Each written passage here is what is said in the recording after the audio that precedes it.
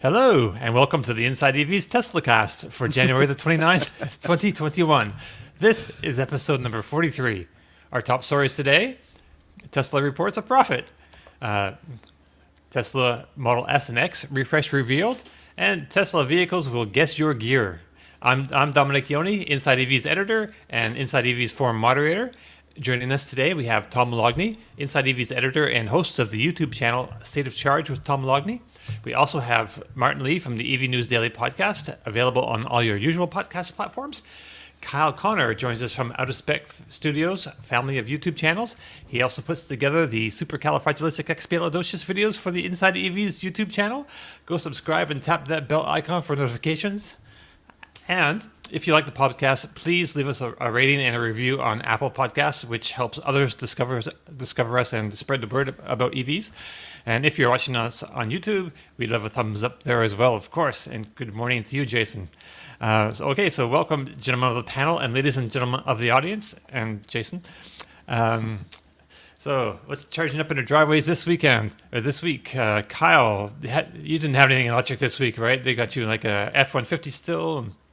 So I had an F-150. I had the new refreshed E-Class, which was amazing. Mild hybrid, by the way. The F-150 was a full hybrid. This week, I have a Land Cruiser, not electric, but the new Land Rover Defender as well, which is a mild hybrid and something I'm personally very excited about, but not for this show.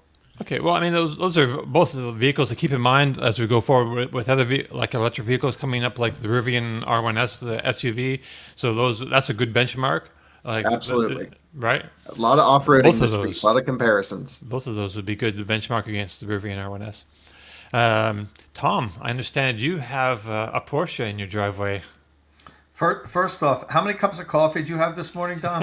Only that this was, morning. That was a juiced-up intro, I tell you. But it was good. Last night Porsche dropped off a nice Taycan 4S for me.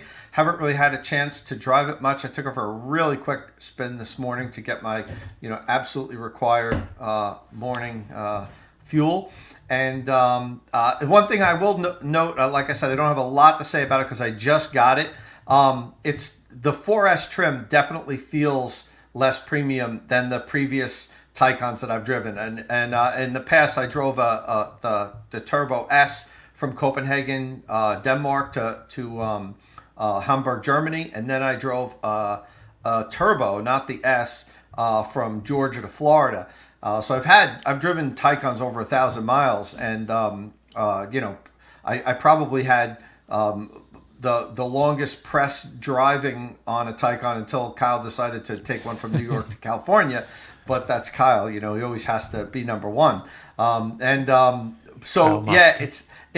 Things like the charge port that you actually have to press so it pops open.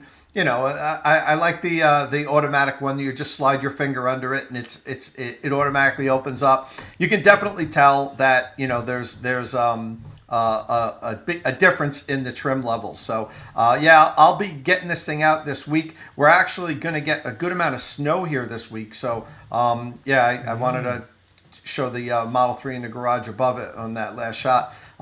You'll be able to see me driving this thing in the snow because we're supposed to get 8 to 10 inches in a couple of days, and I don't know how that's going to affect. I was going to do a nice long road trip. I have to see where the storm's going to go, but looking forward to offering you guys more impressions on this next week after I've not seen those Aero Wheels before. Yeah. In sort of up close and not just in press shots, and they're much better than sort of the aero bit of them, if I can pause it, is kind of that kind of disappears away. So all you really see are the spokes. So it's a clever way of doing an aero wheel without horrible aero wheels. And the funny thing is, Martin, this morning when I pulled up to grab my cup of coffee, I know a lot of people that in the morning it's like a crew of regulars. The first thing that they said was, we don't like the wheels. What? So that was their initial impression. They're like, nice. Don't like the wheels. And I get where you're coming from, but I will say in person, that black trim in the middle doesn't go away as nicely as it does in pictures. So you see that stands out a lot more. I'm not saying that I think they're ugly, but that illusion goes away when you're up close. That's a shame. So, I mean, it's still there, but not quite as much. And did you do this video at dusk or something? Because that color, there's something about the color on the screen, just as I'm watching it, just looks a bit like, oh, I've just spent $100,000, and it's a bit, like it just doesn't scream Porsche at me. Yeah, I hate to be that guy. to be honest with you, I liked this color more in pictures than I have when I saw it up close now. I'm still a little on the fence about it. I'm not in love with it. And yeah, it was at dusk. They dropped it off at around 5 o'clock last night, right when the sun was going down. So the jury's still out. But I felt a little disappointed when I saw it in person as opposed to when I've seen it on videos and pictures. But Kyle, didn't you have a Taycan in this color already or no? No. Briefly in California for another thing, but just for a day. But yeah, love the color. I actually think the wheels are pretty neat. But I disagree with your thing about the 4S being cheaper. I think the one you drove just had a lot of options, and I think you can get all of those options on the 4S. Okay. Very good. That could very well be.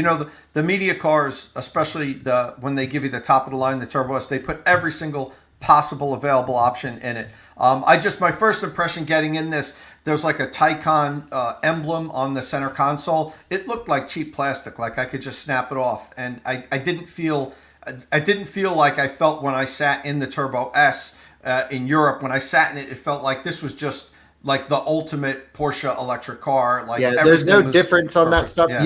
You can spec all that on the 4S. You probably just had a max spec Turbo or Turbo S when you were in Europe.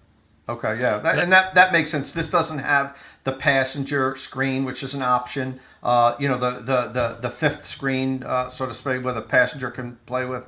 But like I said, I've driven the thing 8 miles already, so I need some more time with it. This is a 2021 too, right? I think it was a 2020.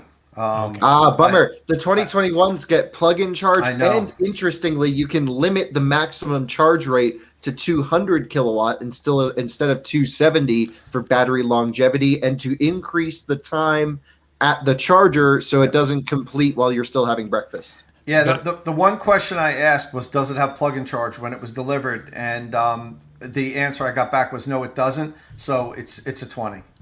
They emailed me the spec sheet last night, but honestly, I didn't even open up my email yet. Like I said, I just got this thing. Well, I like the color. It's like very close to my 2015 Spark EV. Mm-hmm. Yeah, it is close to your Spark. That's interesting. It is, which is and that car looks kind of cool in this babyish blue color too. I'm just concerned that I'd get sick of it. It looks nice, but I think it's one of those colors that if I had it for a long time, after like 6 months, I would feel a little tired of it. Color is such a subjective thing. I can't judge the car on that. Right. Yeah, I think Taycan dark green bronze wheels. That's the move. Nice. Shmee style. Well, there's Stephen Ewing from Roadshow has a Taycan this week, and his is, what was it, like rose over purple or something? I kind of like that color too. The roses are all the rear wheel drives. That's the new one, right? That wasn't available. That's the new lower spec one. You should take your baby blue one back to them and say you want the new one. Yeah, that'll go over well. I think Brandon is driving the new one on Motor One. One of our colleagues on the other side is driving a rear wheel drive. So we'll have that reported on soon. That's true. All right. So let's move along. So as you may have already guessed, today's show is heavily Tesla oriented. The California company not only reported its fourth quarter earnings, as part of that, they also revealed details of the Model S and Model X refresh, with Plaid replacing the performance trim level and in the case of the Model S, adding a Plaid Plus level. I don't know if we want to discuss the numbers at all, but I think it's worth noting that this is the sixth profitable quarter in a row, and almost all the good numbers went up. Automotive revenue was $9.314 billion, Energy and storage revenue was up to $752 million, which is kind of interesting to me. That's only 7 to 8% of automotive revenue. When we want to see those businesses kind of be on equal footing, after a few years. But on a more auto-related note, the automotive gross margin was 21%, and that's excluding regulatory credits. So throw in the regulatory credits they get, and that's a GAAP, generally accepted accounting principles, a gross margin of 25.6%. So, both of those numbers look pretty good, I think. I just throw that out there because people always say, "Oh, but they get all these regulatory credits. They couldn't make it without it." They could. They wouldn't be able to go as fast, maybe, but whatever. So we've known for some time that there's something going on with the Model S and Model X. The production line was shut down for 18 days. Rumors and guesses were flying. Well, that's all history now because we have word straight from the source. The statement announcing the refresh. It reads as follows. Over the past few weeks, we have been upgrading our Fremont factory to launch the new Model S and Model X. These changes include a new powertrain, battery modules, battery packs, and drive units, an entirely new interior, exterior updates, and other improvements. Production will resume in Q1 and ramp back to full capacity over time. And yeah, that's it.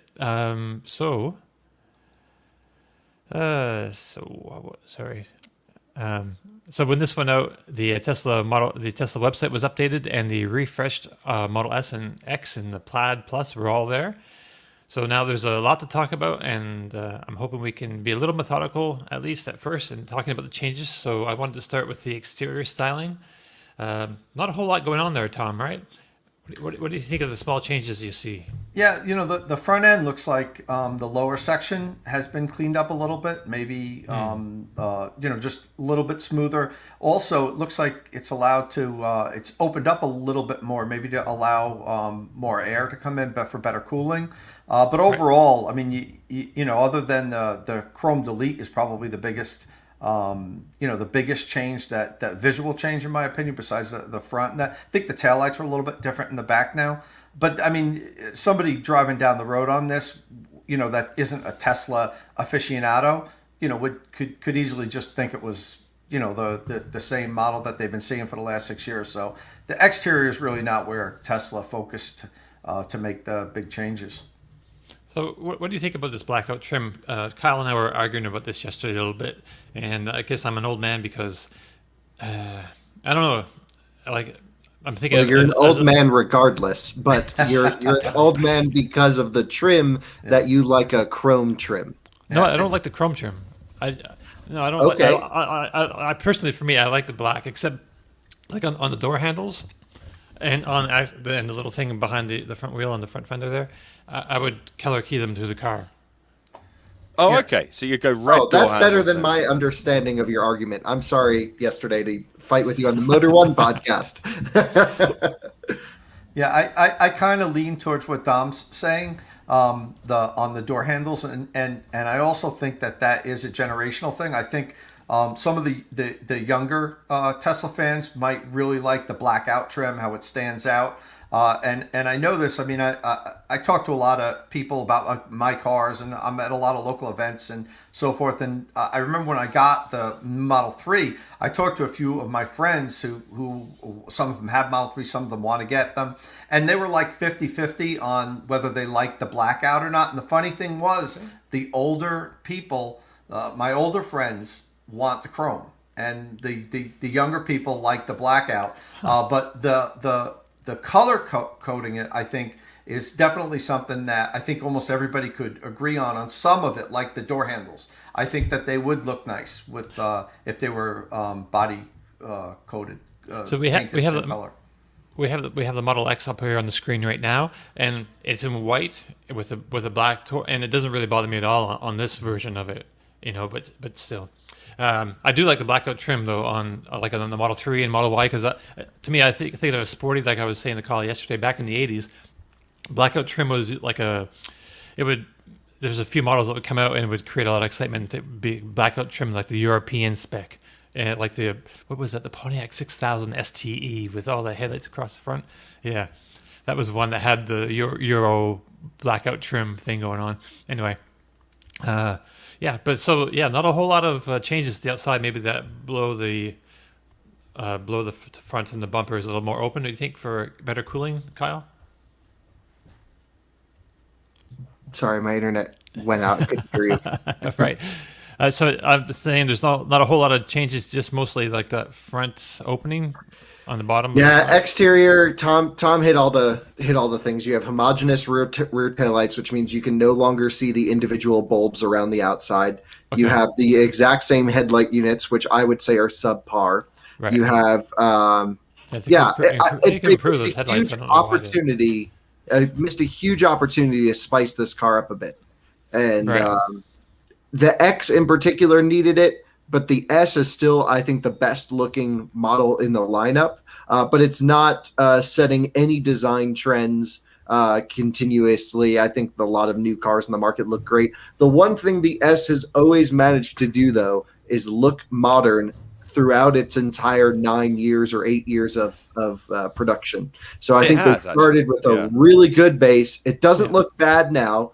And, maybe they don't need to redesign it. They're taking the Apple approach with the iMac. It's looked the same forever now because it just looks good. What more do you need?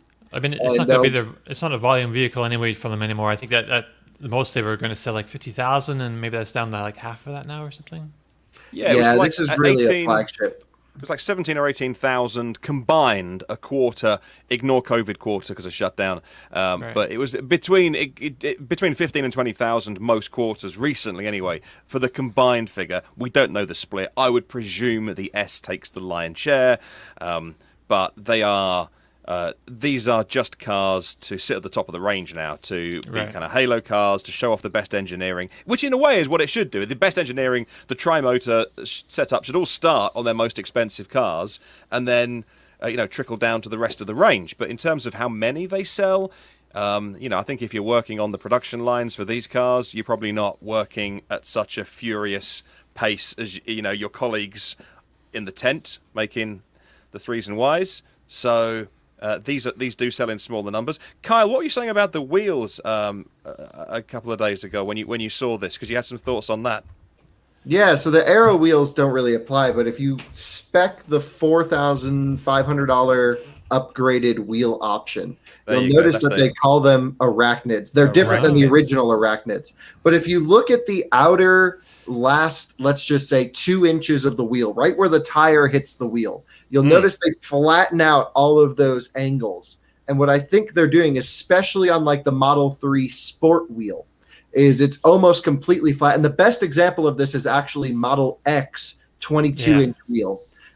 This really reduces the aerodynamic drag, this design technique. It may not look as good visually, but I think they're actually able to have a much more aero wheel because the part of the wheel that's moving the farthest, the outer part, is dead flat and it's not catching any air. So click that right there.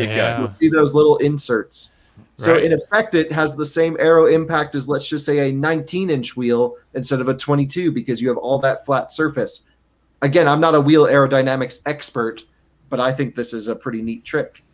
Well, on the Model S with the new wheels and everything, and whatever they've done to the body, it all works together to give it a CD, an aerodynamic.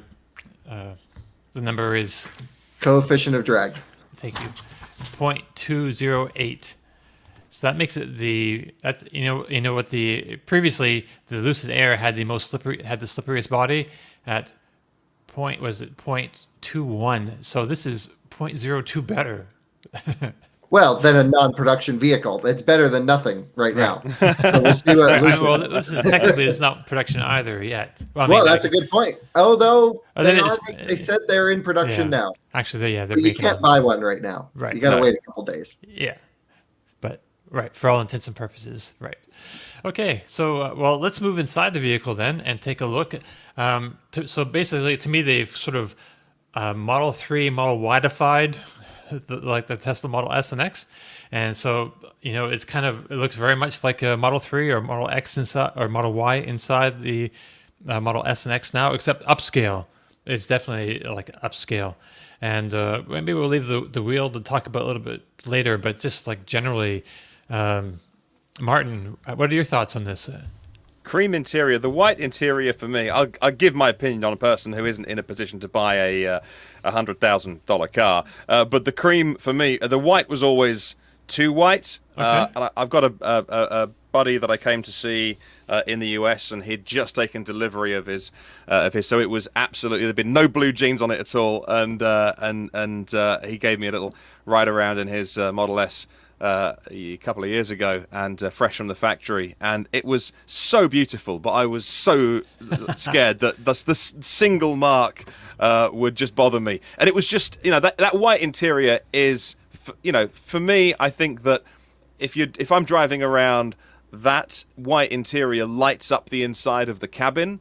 And you're driving along and you can sort of see straight through, and it sort of lights up the inside. I kind of like to be not a tinted window kind of gangster style, but I certainly would like a little more a little darker inside. But this cream interior and the walnut decor, talking of old guys liking something traditional, it really appeals to me. I like it. But of course, the new black interior, they've got the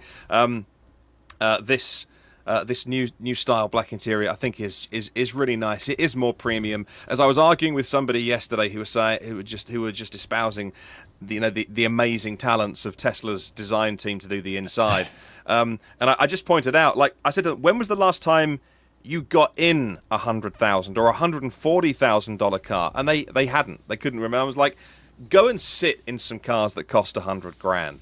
And that's how to do an interior. That is how to make you feel $1 million when you get in and slam the door, and it's a proper thud. And you look around, you're like, this is a nice place to be inside. And they didn't want to accept my argument that Tesla is about engineering and software. And actually, if you want the best engineering in an EV, full stop, and the best software probably in a car, full stop, buy a Tesla. If you want to get inside a $140,000 car and feel like this is I've spent some proper money and I feel great, don't buy one of these cars, because this feels like a £50,000 mid-range good German car. That interior is not the interior of a very luxurious car, but that's not why you should buy it. But they didn't want that. They didn't want to hear my argument. So I think it's nice. They've done a good job with it. They've kind of caught up. I don't know if I can. Yeah, I can. So they haven't updated the UK website.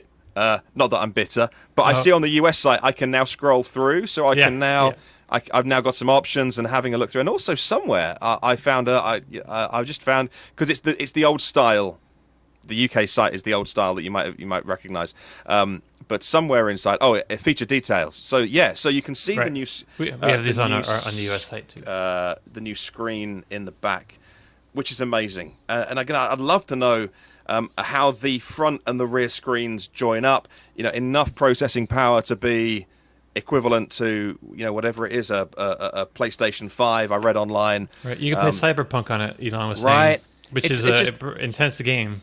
Right. It's insane what they've done. It just takes what you use your car for to a whole new level. Like, I'm just going to go outside and play a game for a couple of hours in the driveway. Be back in a bit. Why not? So the processing power is incredible. And actually, I'd love to know how the front and the rear screens join up. So if you're on a road trip, and you've got 3 wireless controllers, can the person in the passenger seat and the 2 kids in the back all play interactively, like a challenge game or a puzzle game or something? Like, can you pass the hours by competing interactively? Cool. So I'd like to know how that in the real world, how that all fits together. So they've done some good stuff. Like they've put in this amazing sort of rear screen for the kids or your rear passengers, a bigger screen with a very high resolution screen at the front. They've done the climate on the inside. So they've actually improved the 3 and the Y climate. What are they've got a brand name for it, Airwave or something. All right.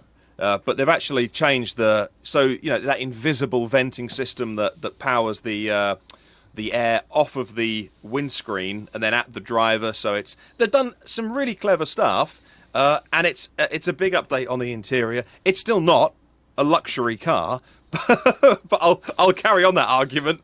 Sure. I mean, I try to use the word premium. Somebody called me out yesterday for calling. I use the word luxury, and really, I like premium is a better word for it. But I like the design language like this better than some luxury cars. I like that, it's nice and clean. It's just very super clean, and I like this new touch actually too. This is like what they're doing to the Model Y in China. If you can see, the wood trim extends past the dash onto the door, and if we look in the back seat, you can see it breaks up for a second, but then it continues like halfway past the back door into the back of the cabin. I thought the rear doors were overly fussy. says the person who's not in a position to buy one of these cars. Right. But they I have don't know if I can pockets find now, a too. picture. Yeah, and it's it's. I might not be able to find a picture for you now. The new screen in front is what, a 17-inch, and it has a slight tilt. It'll tilt left to right a little bit, I guess, Right. which is kind of neat. And it's a little bit bigger. What's in the Model 3? A 15.5-inch? Tom? Don't know. Do you know? I don't know the exact dimensions, It's but that 15. sounds right. I was going to say 15, 15 exactly, but Okay. yeah, it's right in that ballpark. So 17 is kind of nice. It kind of opens it up. Yeah. So Martin, what you're saying is that some Tesla fans, you can't convince them that everything that Tesla's doing isn't absolutely the best that anybody can do. Is that what you're trying to insinuate here? I know you're surprised at that, and all I would say is keep an open mind. There are people out there that think they can do no wrong. Well, I certainly agree. I mean, there's no use in me just repeating what Martin said. Pretty much, he nailed it as far as on the interior, as far as I'm concerned.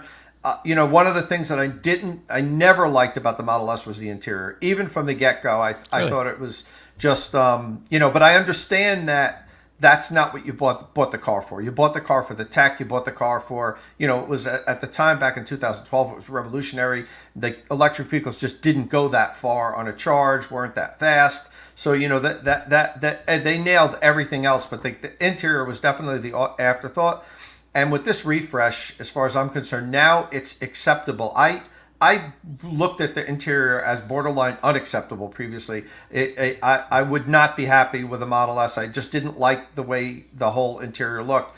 And now it's not like the X5 plug-in hybrid I drove last week, the BMW, which has a absolutely beautiful interior. But it is acceptable, and it's actually very nice for a minimalistic interior. I think they nailed it. I like pretty much everything they've done. I'm still a little on the fence about that center console in the back.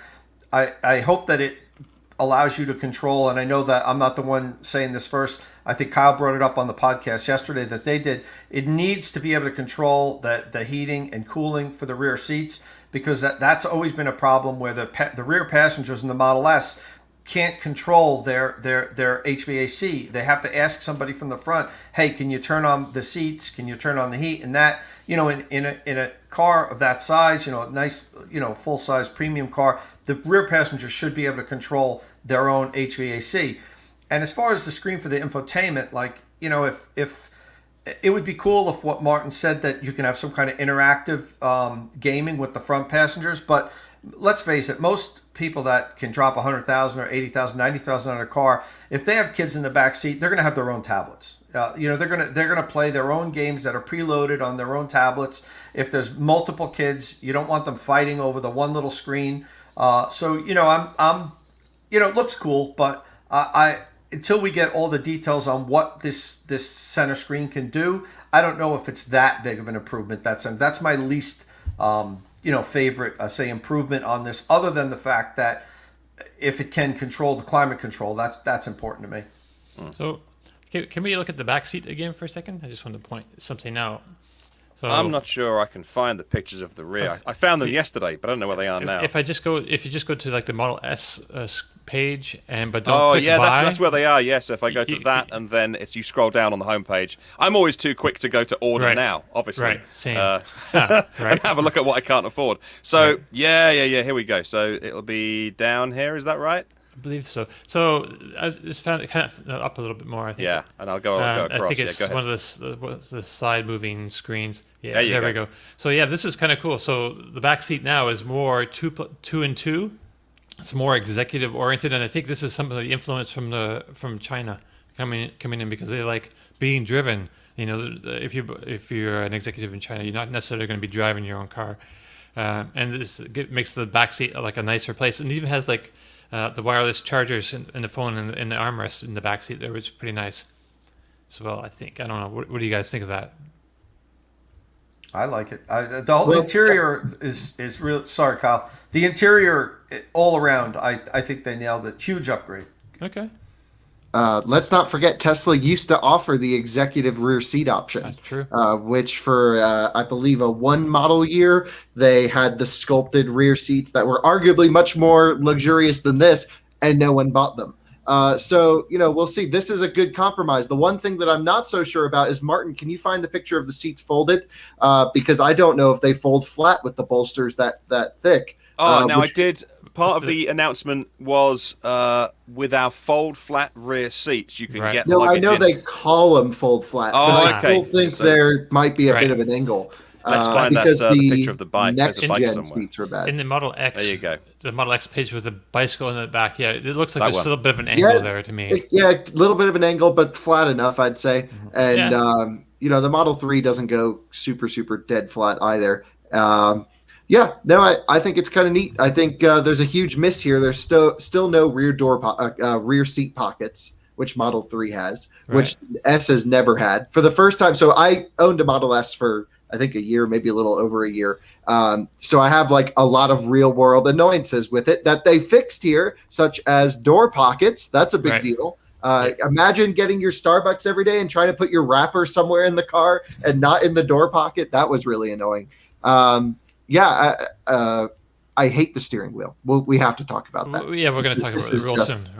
Okay, bad. But just one last thing I want to mention. So I was looking at, I can't even remember. I think it might have been the ID4, but they were talking about the seats, and in the back seats, the back of those seats, like from the back seat, you have a little pocket you can stick your smartphone in. It's just a small pocket. It's kind of nice.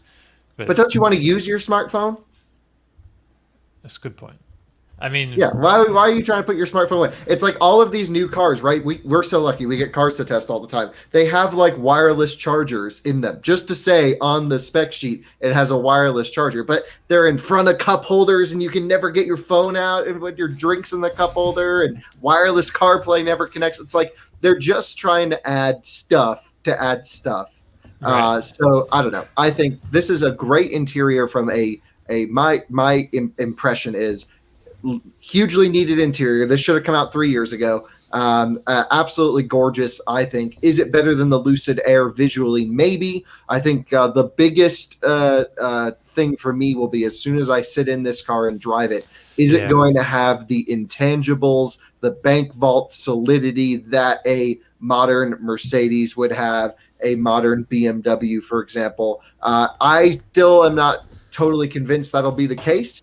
If they can get there, then it would be a real winner in my book. I just think they're missing out on other luxury features like massaging seats. Sounds silly. Right. Guess what? I've had a E-Class all week, and it's the best thing ever. Honestly, physically less back pain after having that vehicle than before it arrived. So nice. It's so nice. And if it's an electric vehicle, that's one of those things, like you say, it's like that's kind of like you need it. Like an E-Class has it. This is supposed to be nicer. Also, the seats are ventilated, but I don't believe they're cooled.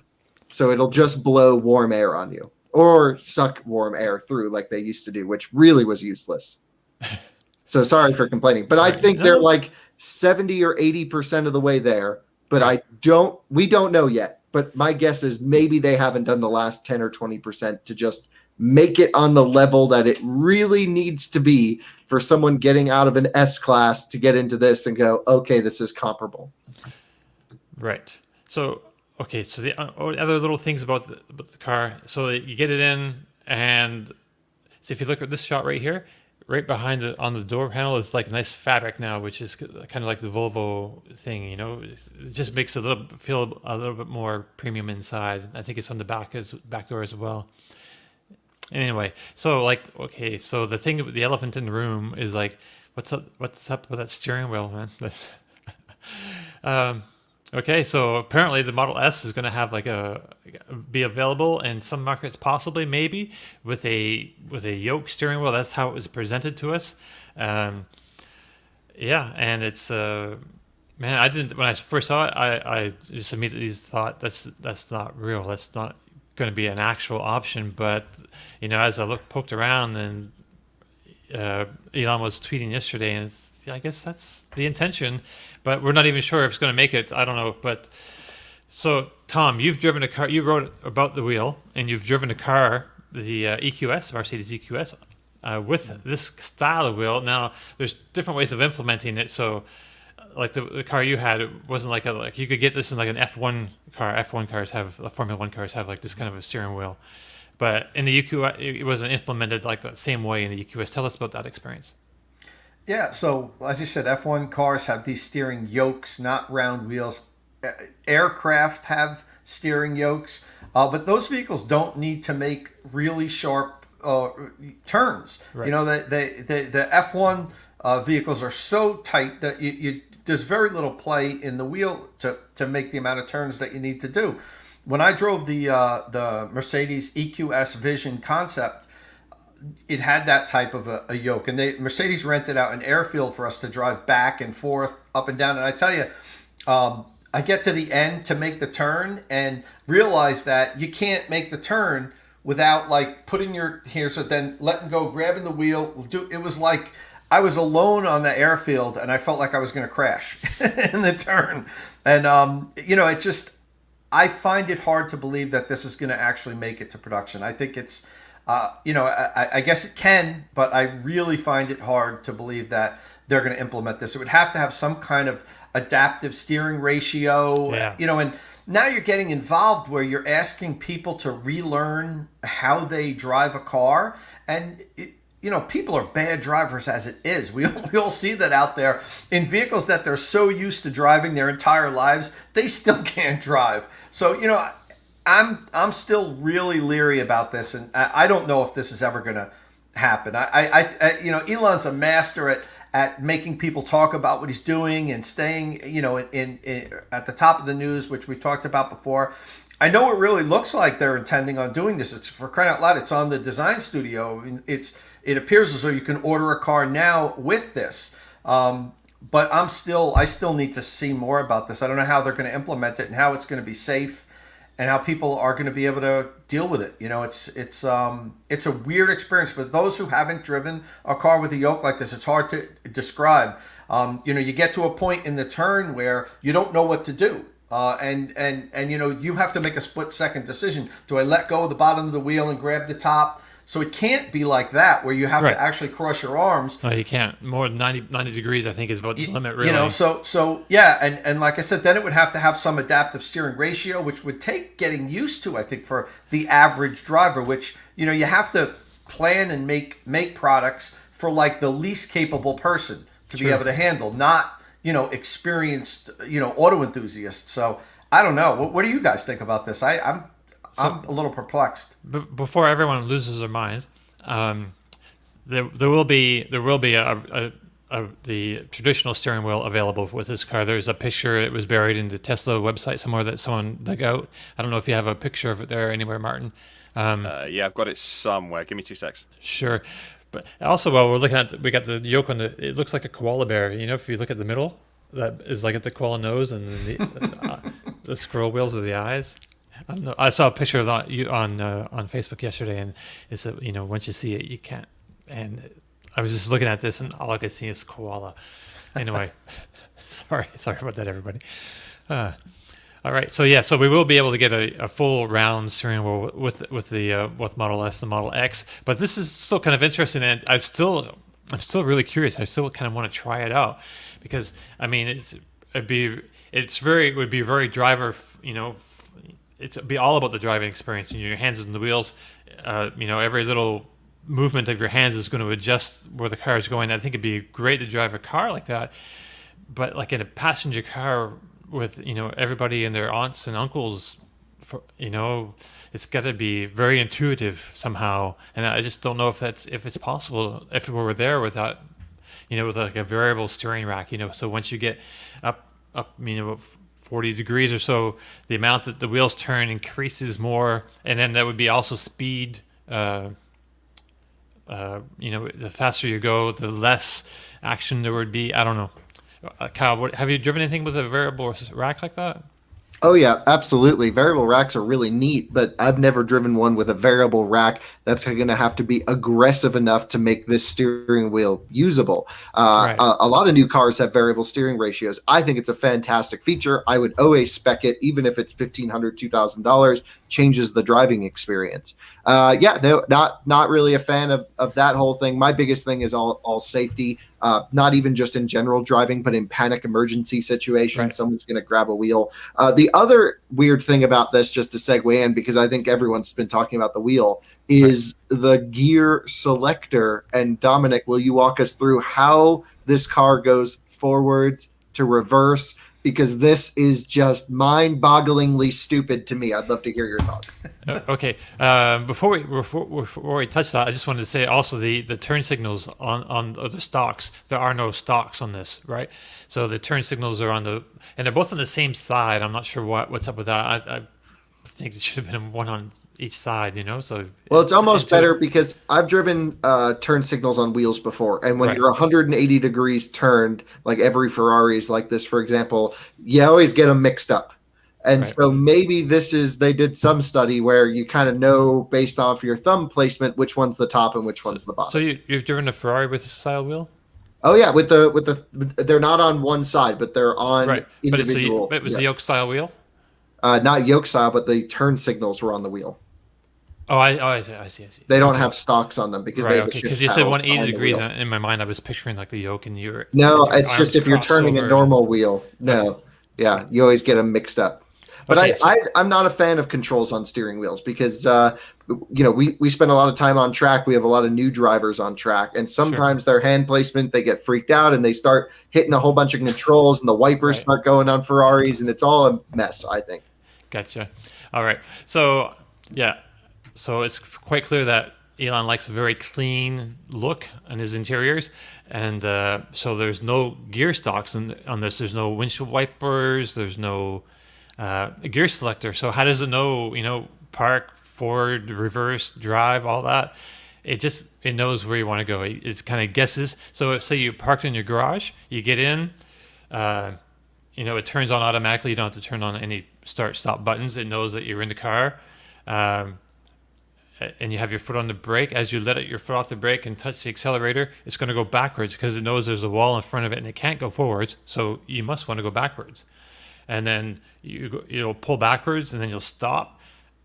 And then when you press the accelerator again, I guess it's going to know that you're going to want to go forward possibly, but you're going to have an option. I don't know how this is going to work. It's going to tell you, I guess, on the screen which way it's going to go when as you take your foot off the brake or you come to a stop. It's got to tell you what it's going to do next. It's got to tell you that, right? So if it says the wrong direction, like it wants to reverse even more, you can reach over on the screen and touch that. And we don't know if the screen in front of the driver is a touch screen, but I assume it's probably not. It's probably still just the middle screen. I already have 2 dogs that need micromanaging because they have minds of their own and they go places they shouldn't go. And now I have to worry about my car when I go into a launch mode, just flying backwards out of the drive. What if I want to launch forwards really quick? Like this is depending on how it's implemented. If it is implemented as deeply as they say, where every single move the car is deciding forward and back. Imagine stop and go traffic when you have a car in front of you and behind you. How's it going to choose which way to go there? And so I just think it's always going to go. If going forward, it's always going to go forward. Oh, I know. That was just over embellishing. But this is terrible. I would turn that off immediately. I'm sure there's a way to turn it off, and you can override. But come on, this is simple. Stocks. There's nothing to override. You do this one time during a drive. I don't need my car doing it all the time. I'm curious because I do like the way it looks like that with no stocks because it makes it so much nicer looking. But can it be as second nature? Well, I don't know. It's good. I don't know, Martin. What do you think about how successful do you think this is going to be implemented?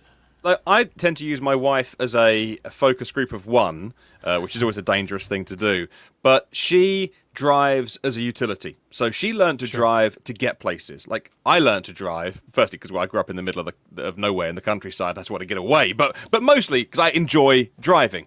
She's the opposite. So I know that Because then she could never understand why cars were so complicated. Because she and I learned when there was the choke to when the car was cold, Right. Oh, and jeez. and of course you were checking the oil every couple of days, and she couldn't get on with manual cars. She's like, why isn't the car forwards and backwards? Then we bought an automatic, and she was happy. She will love this level of automation because presumably you stop the car and then you don't do anything, and then you open the door and you don't do anything. So you come to a stop and auto braking will hold it on a hill, in your garage, whatever.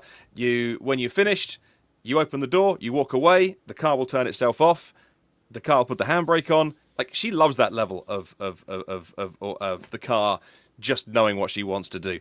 But I'm not so sure about the forwards and backwards thing, because she doesn't want to get nerdy with a car. So whilst Tesla engineers or why Elon Musk might think that it's a cool thing to do, like, oh wow, you can, if you're not sure if your car wants to go back or forth, just check on the screen because you've got the RND, on the Tesla screens in the top corner. Just see what it says and make sure it matches. She's not doing that. So there's good and bad with this. And I think, like all these things, I think you get used to them. Like there's always a comfort zone that we're in, and you'll just get used to it. But I would definitely override that because I don't want the car something. Accelerator, brake, gear, steering. I want to be in control of those if I need to be. And I want to be able to override it. Do I want a stalk, a shifter, something tactile? Not really. I mean, there are... So you don't mind having the gear selector on the really. screen, like a little strip? I think, if there are sometimes when you're doing some maneuvers, maybe you're getting in out of a situation, and it's handy to be able to... quickly change gears, but really, how often do you touch that gear selector anyway? So I don't mind the button. Of course, there are other considerations, like when the screen doesn't work. Right. I mean, it's just a single point of failure, isn't it? But how often do they not work? And then if it doesn't work... Often. Very often my car glitches. So obviously, if you're driving and that glitches and reboots, it's fine. The car is you can still drive the car. But if everything down to gear selector is on the screen, and then the screen crashes and glitches and reboots, then you're like, well, I can't go anywhere, guys. I'm waiting for. Sorry to the whole parking lot in this line. My car's rebooting. I'm rebooting. You know what? It's probably the new normal that we'll all have at some point very soon. Right, but they do really have to fix the screen crashing thing with this kind of fail-safe. It needs like a fail-safe mode. It cannot go down. You have to be able to change gears whenever the car is on, whenever it's being operated. And that is where I wonder. So we'll talk about the regulatory side of the Yoke, but that's where I wonder how far regulators want to get into a fight with companies like this, because here, so as of the new year, we left Europe. Europe has a very slow... I think they meet once every 6 months or once a year or something to discuss things like this. Okay. And so our transport secretary, who has bought himself a Tesla, and so it's great. So the guy running for the government transport guy bought himself a Tesla. So which is great because now he's going, well, we need more chargers, and so it's great because he said, well, now we're no longer in Europe. Why doesn't the UK become a beacon for self-driving away from the regulations in Europe? Why don't we move at a blistering pace? And of course, music to Elon Musk's ears. But I wonder how much regulators will get involved in the Yoke. So can you advertise a car that is clearly illegal? Because there are so many places that you cannot put this steering wheel on. You cannot buy that steering wheel. And yet they're advertising that product. So how much of a fight do they want to get into with Tesla? Because they're selling you a product that you will not receive. You won't get that car. So if you see it and go, cool, I'll buy it, you won't get that car. And again, the same with the ability to make a gear change. Will regulators be happy that it's all software controlled and all just on a screen? I don't know what level they'll get involved in. I think obviously the steering wheel issues it's not up for debate. You can't have that wheel in some market. You can't have that wheel here.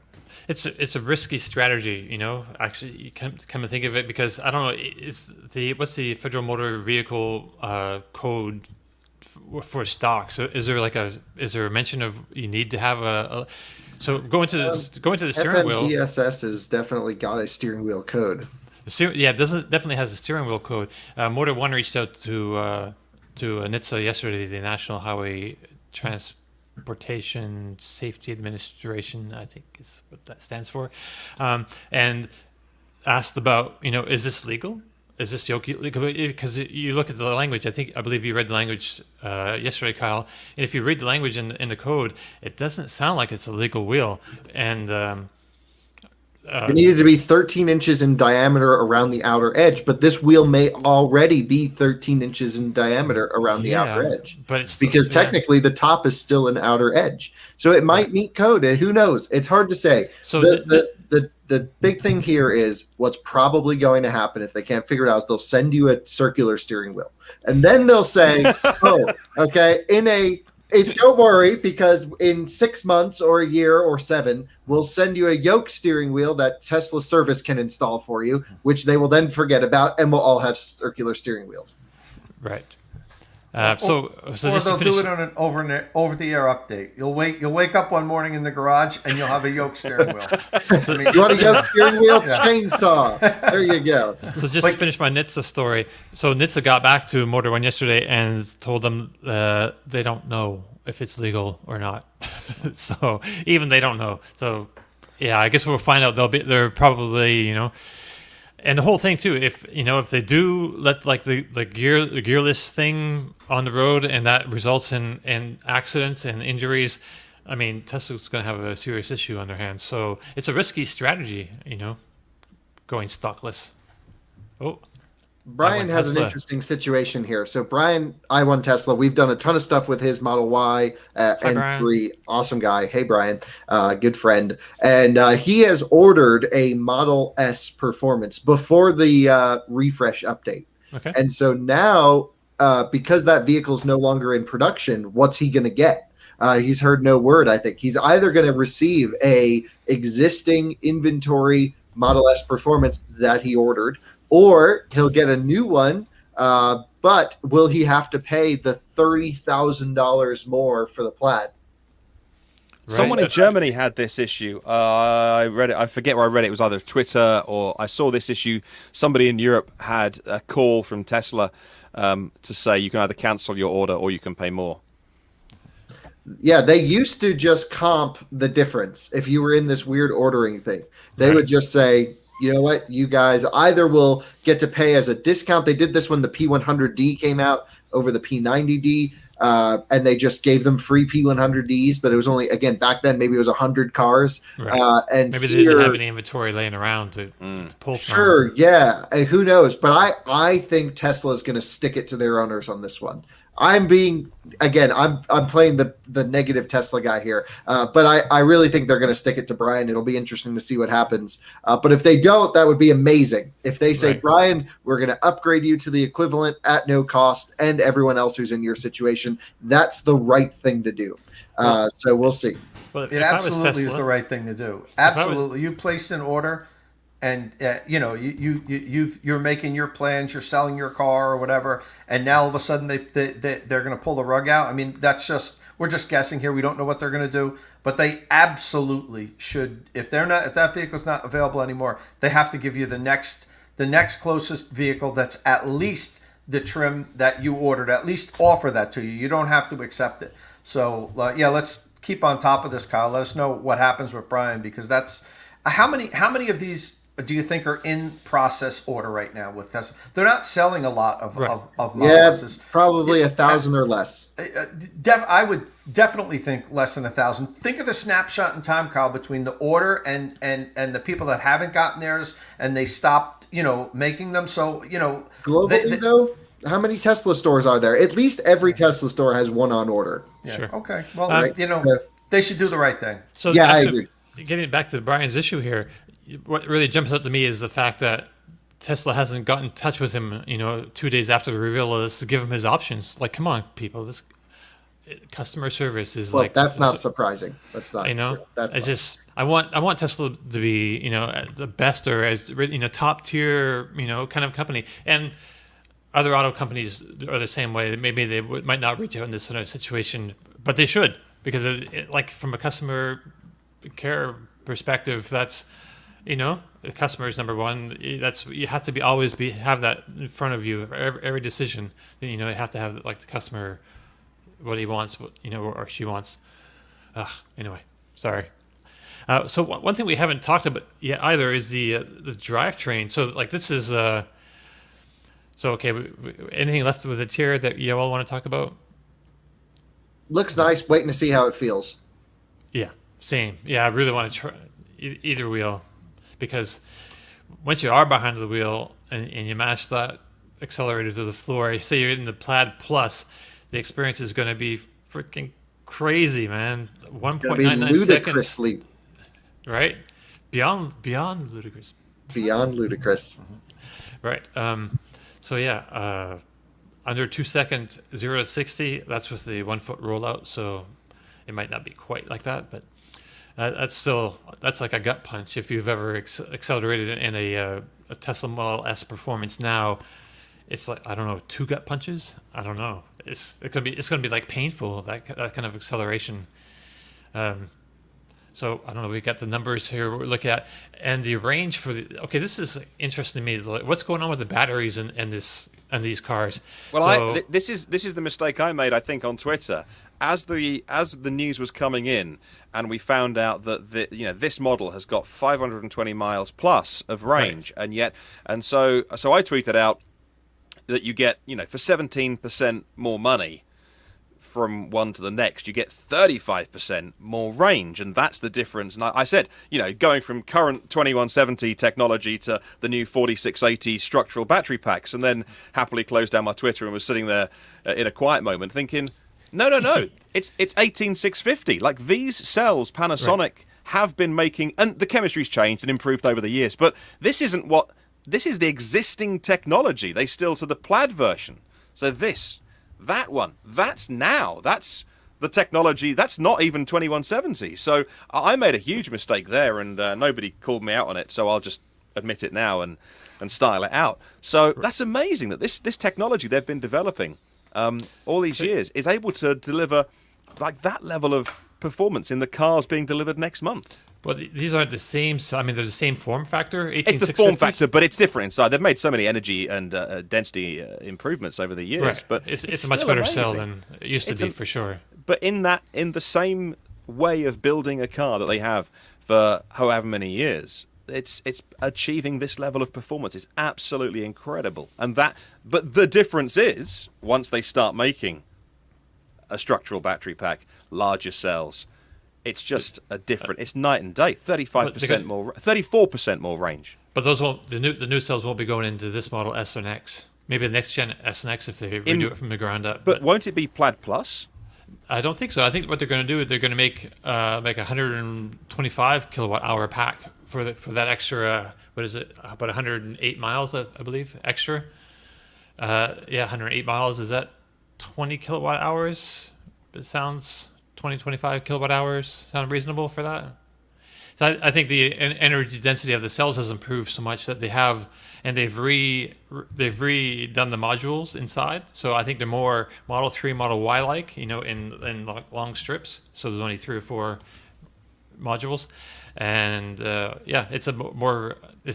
pack has better cooling, so they're able to say you're at the drag strip and you want to do a bunch of 0 to a quarter mile runs. You can do them, I guess, all day, or you can do them more times in a row. Was it 5 times more without any performance issues or decreases in performance, which was one of the things that a lot of people were saying the Taycan could do that the Model S couldn't do. So I'll hold my hand up then and say I'd made that assumption just based on, but I didn't think it through. I just thought, well, they're not releasing Plaid Plus because they need their own technology. Right, and there hasn't been a whole lot of transparency about what batteries are going into this at all. They haven't really until now. I think it was on Twitter or it was on the call that Elon mentioned it was the 18650 cells, which is kind of I thought when I read new modules, I thought, oh, okay, they've moved to the 2170 cells that are in the Model 3 and Model Y, but no, we're looking at still the old, which is, it is what it is. Well, And but they they get are that kind of transparent cell with supply. their cell supply contracts with Panasonic, which they Right. recently re-signed for another year and a half or something. So, But I like, we couldn't- knew they had this supply of the cells coming from Japan. So, like, I don't know if the contract stated the form factor though on this contract. Did it? I remember looking, but I didn't see it. it said it was a battery supply contract for the cells not made in Nevada. In other words, the cells made in Japan. So again, but you're right. It didn't say the actual form factor. So I am joining up dots which might not be there. Right on. I'm sure if they wanted to jump to even the 2170s that aren't that much bigger than the 18650s, that would have required a lot more re-engineering of the whole structure, the battery pack, the whole frame. So, then it would have been a completely new car. I think that this makes a lot of sense, especially that they can squeeze that much more energy out of the new redesigned cells. It makes a lot of sense to stick with that because, they might have just had to scrap the car and start ground up if they were going to change the battery cells, the form of them, especially the new really large cells. That would have required a complete overhaul in engineering, and the level of sales for the Model S and X at this point just don't justify doing that. Oh, I didn't point out actually too that the Plaid Model S and Model X and the Plaid Plus, of course, are tri-motor cars. So the rear axle is going to have two electric motors on it, so it'll be capable of torque vectoring. So that means like each wheel in the back will go at the exact speed is needed in a turn, because when you go in a turn, your wheels aren't going at the same speed. They're all revolving slightly different speeds. So if you can automatically... Am I still on here? Yes. Okay. I was so quiet for a second. I was like, did I get disconnected? We're here. We're just listening. That's because I'm on a different screen, so I didn't see y'all. Anyway, so yeah, tri-motors, torque vectoring. And so this is a neat thing too. But talking about the batteries, we can now charge faster as well. So Kyle should be excited about that. Maybe supercharging has increased, and it has a max speed of 250 kilowatts. So It's actually not increased. It's been 250. Oh, Yeah. really? Yep. Just But not public. actually, it's been acclaimed 250, but no one's been able to achieve it as far as I'm aware. Also, we don't know the curve. So Okay. I'm not right. getting too excited about supercharging yet, because a peak speed and then how long you can sustain it for are two very different things. As Tom and I both know, Model S really struggles with pulling high current for long periods of time. My Model 3, by the way, I should bring this up, 80,000 miles almost on it now, year and 3 months, something like this. That car, because it's been supercharged a ton, we road trip it, have not been able to get over 180 kilowatts with a hot battery at version 3s. I hit 2 yesterday. The peak I saw was 180, so I think they might be pulling me back a little bit, but we'll see. That's interesting. I think you'll be surprised, because like I was saying, it's with the new battery modules and pack design, that it gets cooled better, so that should help the curve and help peak charging speeds and all that. So We'll see. I'm not hugely optimistic yet. I've yet to see really another EV have an e-tron charging curve, and that's really what I'm looking for. People just need to know charge to 80% and leave, not charge to 47% and pull up at 0. This is going to be another hurdle to electric vehicle road tripping that we'll have to get over. Right. Will that not get better with the cooling? Stuart had a Let's nice change it. question here. Will the Model S have CCS in Europe? That's a big question. I don't think know. there's Like space the in the 3. port for it. Yeah. Unless the taillights are different, there's no room. Yeah, it's a bit like the close enough. Xpeng P7 that came to Europe with CHAdeMO, or is coming to Europe with CHAdeMO, and the reason right. being that's the size. Well, the size of the hole is for the Chinese GBT plug, but that's the one that fits. And to make a hole in the car bigger is fabulously difficult in terms of redoing crash tests and structural things. So you got CHAdeMO. So it's in terms of the size, that might just be something that stays. So much as Tom said, so much of the car has stayed the same. They've changed Right. what they can. Right. Yeah. The form factor of the taillights were the thing flips up, it might not accommodate the CCS charger for Europe. So I wouldn't get your hopes up, I guess. See, Bjorn Nyland made the observation the charge area didn't seem large enough. Yeah, and Bjorn is actually buying one. I saw he has a video up. Bjorn, of course, is the famous YouTube. I wouldn't call him a Tesla tuber. He's a genuine electric vehicle guy. He does great videos. All right. So, anything else about this Model S and X refresher, Lucid, or the Plus? We want to talk Plaid about Plus. Plaid Plus. That's it. It's going to be really stinking fast. Torque vectoring means it's going to send power to the right wheel when you need it. We'll see if it prioritizes front motor or rear motors for cruising down the highway for efficiency. Lots to go on here. This is going to be that torque vectoring unit they're probably going to stick in the Cybertruck and the Roadster. So we know it's going to be overbuilt. We know it'll take abuse. Teslas are always really good at holding up long-term from a drivetrain perspective, especially Model 3 with this new permanent magnet structure. We'll see how these new motors are in the rear. Overall, a significant powertrain upgrade that most people just don't truly understand until they'll get it out on track. But as soon as we get one, we'll be bringing it to our track. We'll be running it through performance testing. We're going to see how many times we can launch it before it overheats. Do all the things, and should be a blast. Can't wait. And I just say that for any Tesla fan that is so happy about what's happened, you should send an email of thanks to Peter Rawlinson, because Lucid is the only reason they did this. It's the I totally agree. It's the only. If it hadn't been for Lucid coming, Wow, they wouldn't have been pushed into. And that's a cool thing, by the way. That I just think competition is amazing. It raises the tide and floats all boats. But hey, Lucid is the only reason that they're doing this. I can't wait to do Lucid versus this thing. That'll be a blast. Absolutely. The cool thing about it is, Martin, up till now, Tesla was the one that we were always saying, if Tesla wasn't there, BMW wouldn't be doing this. Yes. And if Tesla wasn't there, Volkswagen wouldn't have gone all electric. And, now it's, it's flip-flopped a little bit. The carriage is pulling the horse, which is cool. And, finally, look at how long it took for somebody to come out with, and actually it's not out yet, but it'll be out soon, to come out with something that actually Tesla had to, catch up to, let's say. And, which is awesome for the industry. And, we've talked about this for a long time in the past. I believe strongly that this is how it's going to be. The startups are going to be the ones that are able to move quickly enough and drive the industry. And the legacy OEMs, they might make great electric vehicles. They might, the ID4, Kyle and I both fell in love with. We think it's a great vehicle.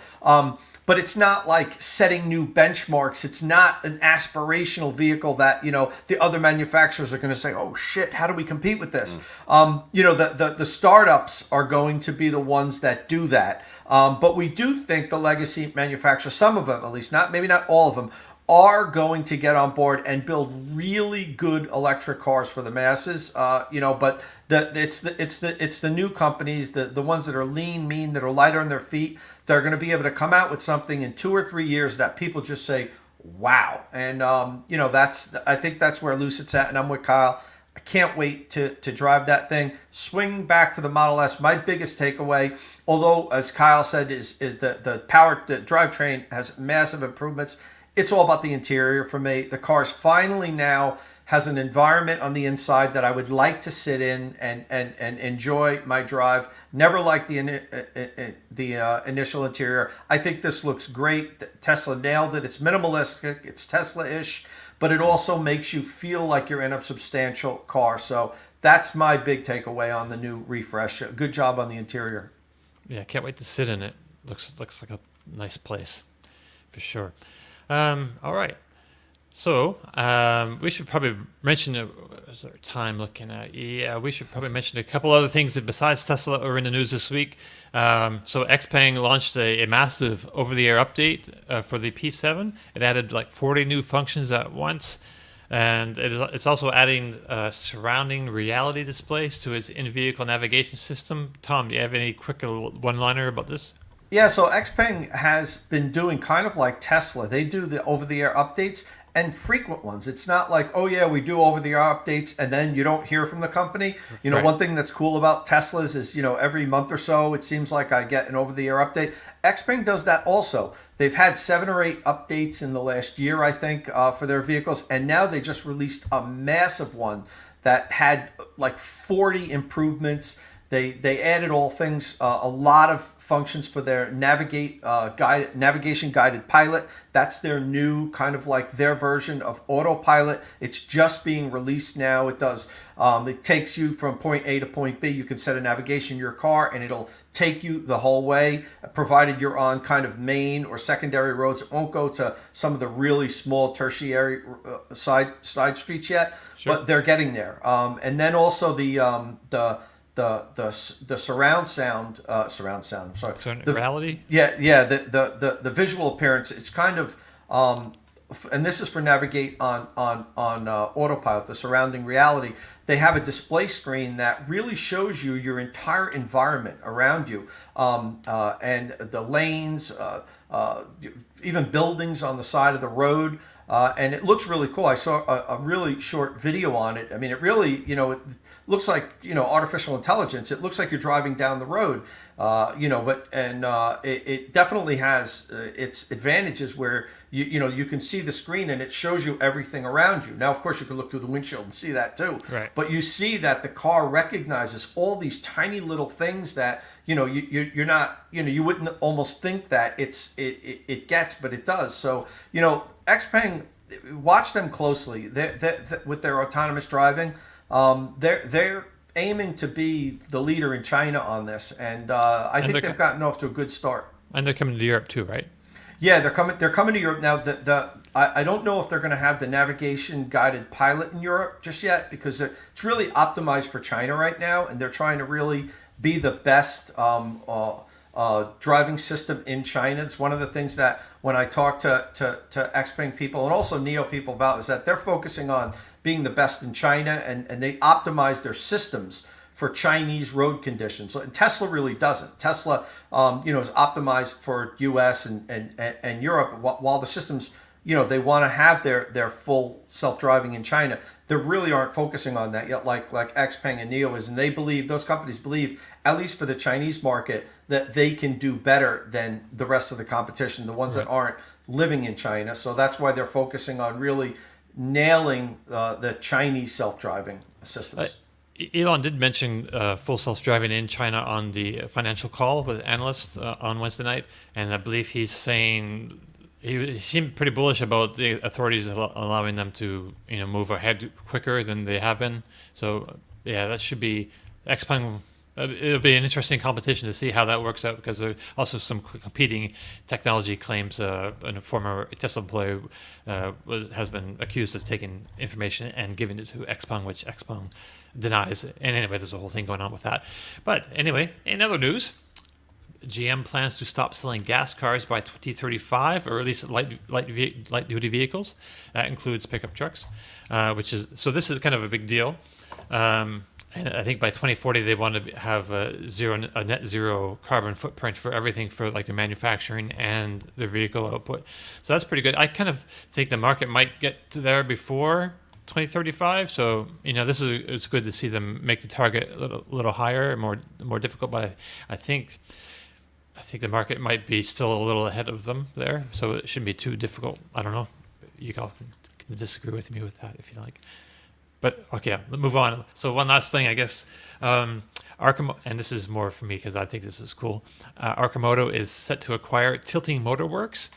So if you're watching this on YouTube, you can see on the screen this is not an Arcimoto on the screen, but this is a 3-wheeler motorcycle kind of deal. And as you can see, the front wheels tilt to the side, so when you go around a turn, it's very kind of motorcycle-like, but you're still on 3 wheels, so you still got all that stability. And so in an Arcimoto vehicle, this could make the driving, a lot more engaging and fun. I don't know, Kyle, do you have a quick word you want to say about this? It seems pretty neat. I have an Arcimoto showing up before our next show. I have it for a few weeks, so we'll be able to talk about it then. Yeah. Awesome. Yeah. It'll be showing up here, I think, on Wednesday, and I'm just going to force myself to do all my errands around town, and I'm going to strap the dog in the back, put some doggles on her. And, Yes. Poor Blue. yeah, Blue might jump out. I don't know. Ellie would just kind of sit there. We'll see. We'll see how it goes. Yeah. Try them both. They should have like I think you can get optional doors, but it'd be kind of nice to have like the netting. Yeah, they're sending the netting thing for me. Oh, is there a netting? Yeah, it's like rain protection, and I thought that's perfect for the dogs because I don't want them thinking they can jump out or anything.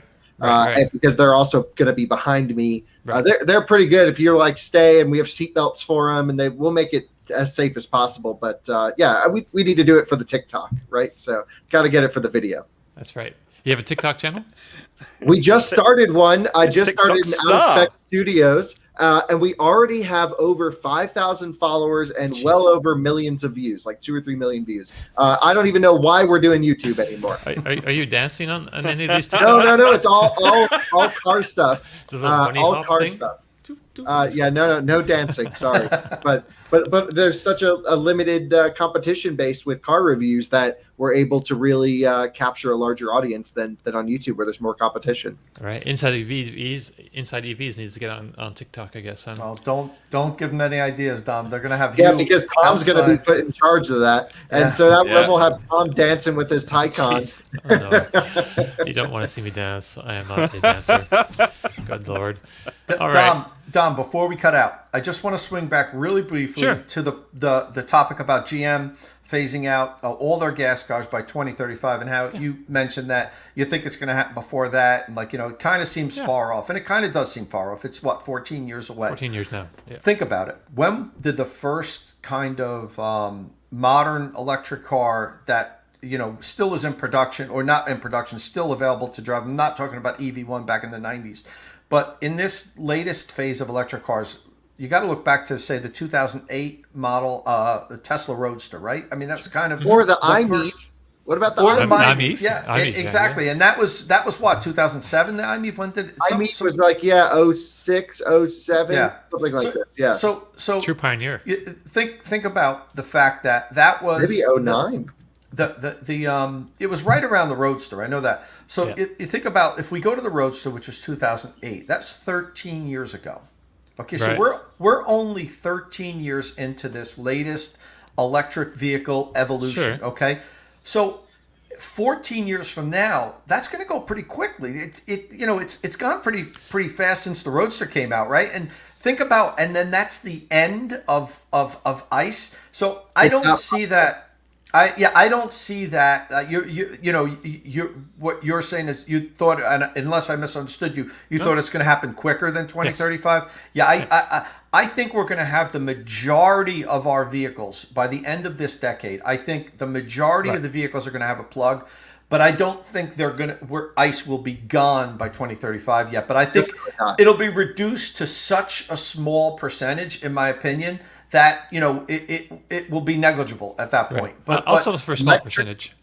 Electric still does not work for pickup trucks.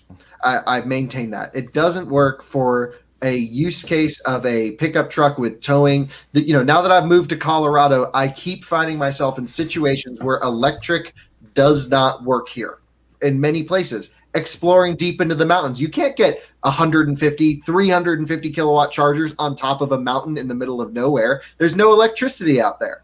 And you can't just carry around extra batteries with you that easily. We're going to be doing this, by the way, for a trip across Montana with zero only on dirt roads. And the logistical nightmare of getting 6 electric zero motorcycles across Montana only on dirt with 2 electric support vehicles is mind-boggling. We have to carry so many batteries with us. And so I'm just not convinced that these problems will be solved. I think daily commuting, everyday driving, road tripping, all EV stuff, that's fine.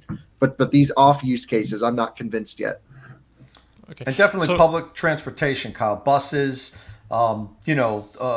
even delivery vehicles, things like that. Yeah, those things are definitely. It's been some time, so my thinking here is like the rate of adoption is increasing, and as technology improves and prices go down, it's going to continue increasing. And so it's just what I think. I think maybe when I say ahead of the market, I don't think they're going to be completely limited. Gas vehicles, there's still going to be some. There could be still some pickup trucks or some other utility kind of vehicles for now. But yeah, I don't know. Well, we have a bunch of pickup trucks, electric pickup trucks coming out over the next year or so. So it's going to be interesting to see how close those get to solving, or these issues or these problems.